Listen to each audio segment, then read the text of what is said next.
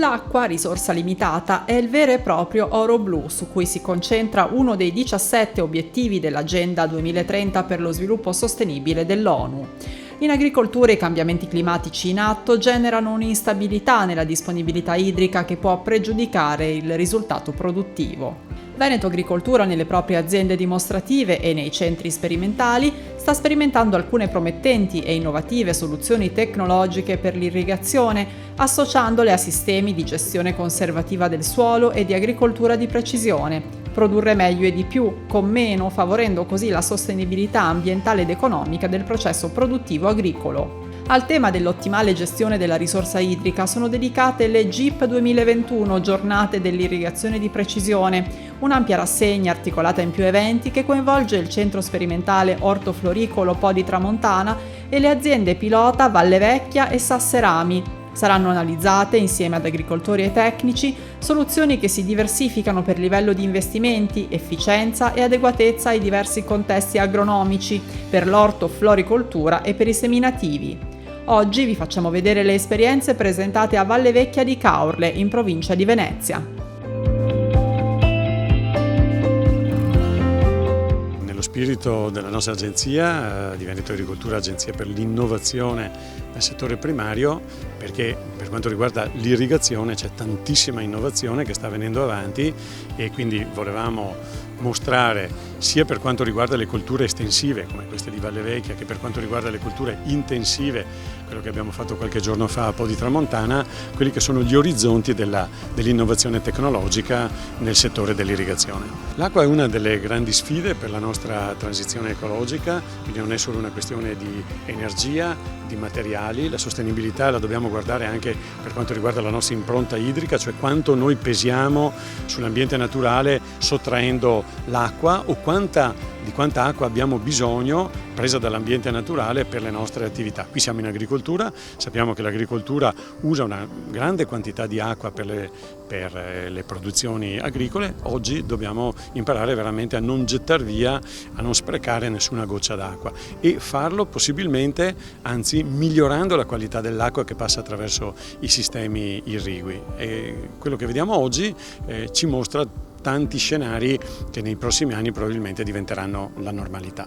Sembra una sfida impossibile produrre di più con minore impatto. Noi siamo abituati che l'attività produttiva genera impatto, invece per fortuna, grazie alla tanta tecnologia sofisticata di cui disponiamo oggi, noi possiamo produrre di più perché comunque dobbiamo dare da mangiare a un'umanità in crescita, non dobbiamo guardare solo al nostro orticello, pensiamo al mondo e pensiamo quanto noi siamo connessi al mondo, fra l'altro, quindi quanto noi per esempio assorbiamo risorse che vengono da altri paesi e le usiamo per la nostra economia. Quindi prima di tutto a casa nostra produrre di più, produrre meglio, perché poi è giusto che quello che arriva sulla nostra tavola sia sano prima di tutto e con un occhio di attenzione all'ambiente. E l'acqua veramente ci permette di fare questa sintesi, perché qui a Valle Vecchia ne abbiamo un esempio mirabile. Per creare sistemi irrigui abbiamo creato ambienti, abbiamo creato aree di fitodepurazione e la straordinaria biodiversità che abita questa nostra azienda agricola è forse il miglior testimonial di quanto qui si stia mostrando che si può produrre di più in armonia con l'ambiente per darci un cibo più sano. Avendo pochissima acqua, è preziosa, costosa da raccogliere perché è acqua recuperata dalla pioggia, dall'acqua in eccesso degli eventi piovosi. Noi abbiamo bisogno di razionalizzarla al massimo e di non sprecarla, di valorizzarla al massimo possibile. Quindi abbiamo sviluppato tecniche di irrigazione di precisione, abbiamo zonizzato i terreni, individuato zone omogenee con delle sonde che danno indicazioni precise sullo stato di salute della cultura, sulla richiesta d'acqua della coppiata terreno-pianta e diamo l'acqua in funzione dei dati che questi algoritmi ci danno in continuo. Qui oggi sono descritte tecnologie che sono applicabili immediatamente, ma anche tecnologie che sono ancora in sviluppo e quindi diventeranno l'offerta del prossimo domani. Principalmente qui abbiamo irrigazione a manichetta con tutte soluzioni per essere sempre più precisi, sempre più localizzati se ci è necessario, quindi per ridurre sempre di più lo spreco dell'acqua. Abbiamo impianti di subirrigazione, cioè con le manichette a circa 30 cm di profondità, dove evito anche la perdita per evaporazione. Abbiamo tutta una serie di tecnologie con sonde che automaticamente fanno partire e chiudere le ali gocciolanti, dando esattamente l'acqua che la coppiata terreno-pianta richiede in quel momento, anche calcolando cosa può succedere nei giorni successivi e quindi scontando eventuali precipitazioni previste. I droni vengono utilizzati talvolta per capire lo stato di salute della cultura, capire se ha bisogno d'acqua e quindi essere dove ha bisogno d'acqua e quindi essere più precisi nei volumi d'acqua che andiamo a dare per non sprecare nulla.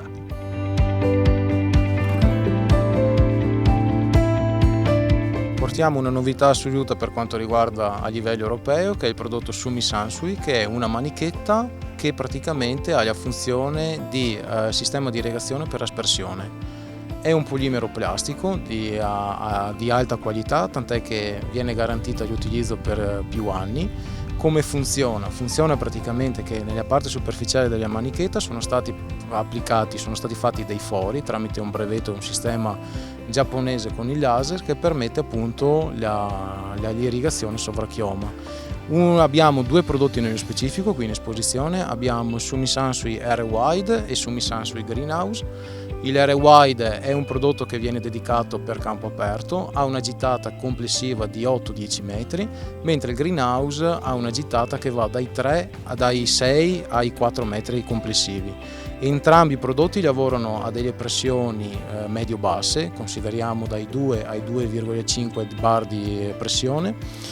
Il Greenhouse lavora con una portata pari a 2,9 litri al minuto, mentre l'Air Wide esattamente la metà con 1,46. Entrambi hanno la caratteristica di creare un effetto pioggia soft, quindi evita il compattamento nel terreno. Questo è molto importante per alcune colture che hanno il seme particolarmente piccolo o che ne risente per la fase dell'immersione.